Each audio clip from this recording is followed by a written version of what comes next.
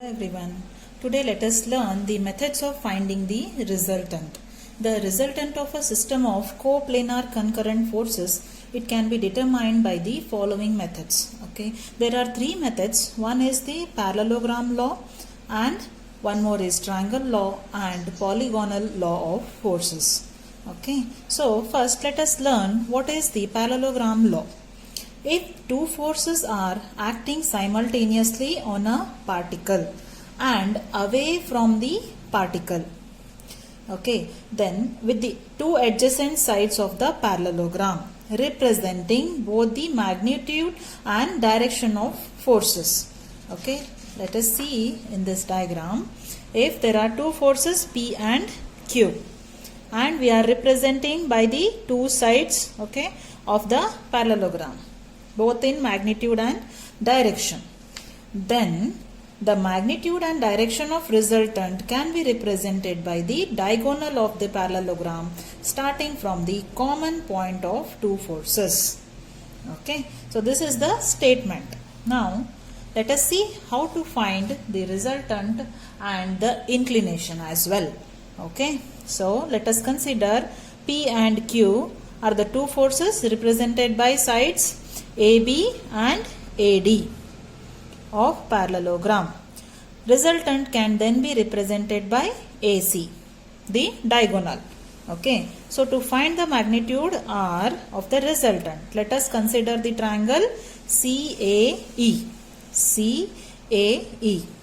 Okay, so AC square is equal to AE square plus CE square.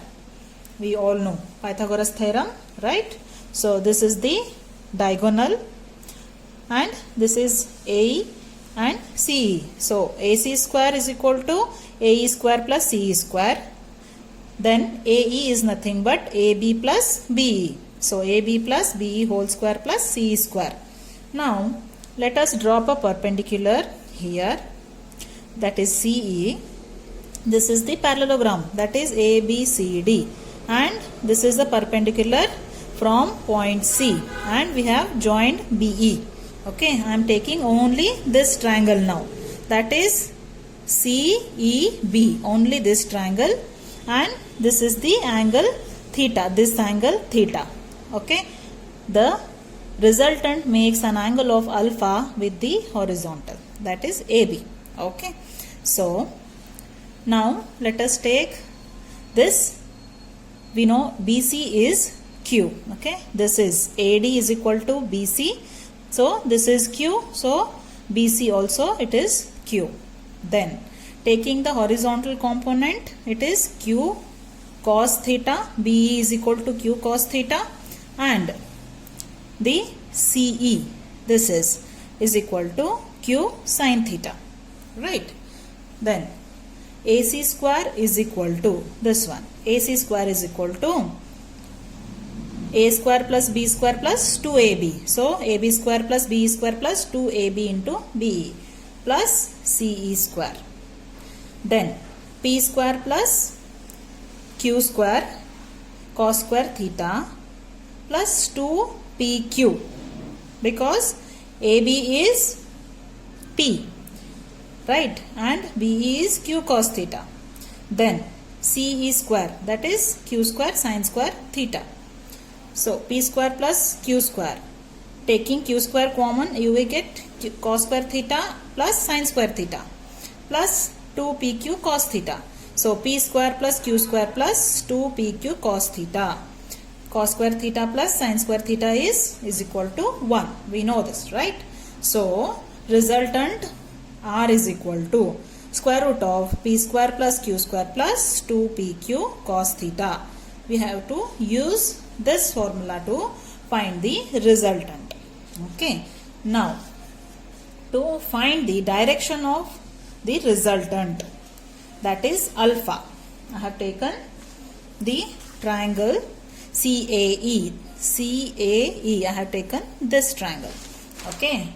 Already we have written that is CE is equal to Q sin theta and B equal to Q cos theta. Okay. So tan alpha is equal to, opposite is CE, opposite by base. Base is AB plus BE. So CE is Q sin theta divided by AB is P, right, plus BE is Q cos theta. So alpha is equal to tan inverse of Q sin theta divided by P plus Q cos theta. Okay, so we have to use this formula to find the inclination or direction of the resultant in the problems. Okay, next, what is one more method is triangle law. If the two forces acting simultaneously on a particle, it can be represented both in magnitude and direction by two sides of a triangle. These are the two forces. If we can represent these two forces by two sides of a triangle P and Q, taken in order, means in the same order we are taking, right? Same order. Then magnitude and direction of resultant can be represented by the third side of triangle. This is the third side of the triangle, but it is taken in opposite order.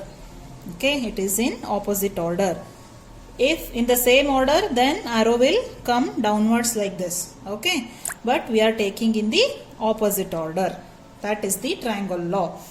Two forces represented by two sides of a triangle taken in order, both in magnitude and direction. Then resultant is represented by the third side taken in opposite order. Next is polygon law. Okay, here I have taken few forces, that is F1, F2, F3 and F4.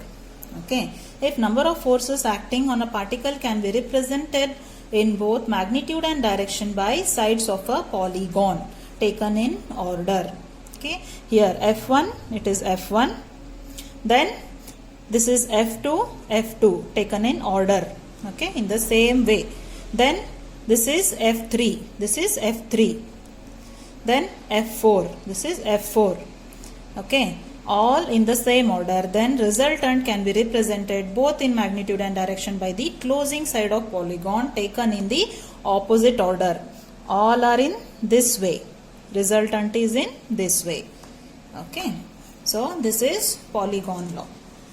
Then one important note, usually it is asked in the multiple choice questions, otherwise for general knowledge also you should note it down. That is, the vectors method for the resultant force is called the polygon law of forces. Okay, then if you have any doubts, please you can mention in the comment section. And as the exams are nearing for the higher semesters, if anybody is interested in the crash course, okay, for 5th semester and 7th semester, I am offering the tuition classes of 15 days. Okay, you can find the details in the description box. Okay, please inform them.